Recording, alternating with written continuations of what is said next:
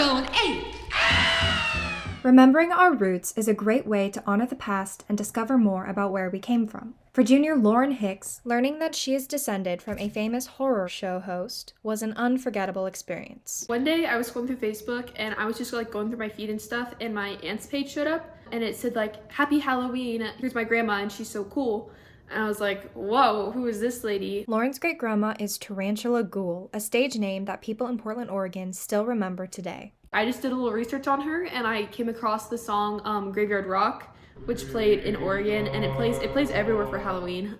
Tired of living, want to die? Well, here's a real good reason why.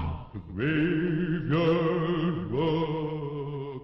I didn't know that I had such like roots. I know my family's from the Pacific Northwest, but I had no idea that my grandma was like kind of a star there, so that's really cool. Lauren's grandpa and great-uncle talked about what they remember of their mom's career. My name is Michael Petty, and this is my brother John Petty. And our mom in the late 1950s portrayed Tarantula Ghoul on Portland's very own KPTV. What they were doing back then, they had airtime to fill on these television stations. So they would get horror films and they would play them, and they would have a host, and the hosts would be horror-themed hosts.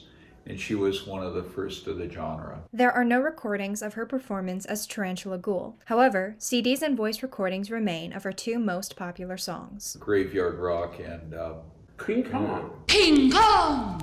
first time I heard her voice since she passed away, and it was kind of creepy when the first time I heard the song. 1959 is when her show ended on there, and but for the 2 years it was absolute wild ride. It was shown up and down the West Coast. So also at the time there was a comic.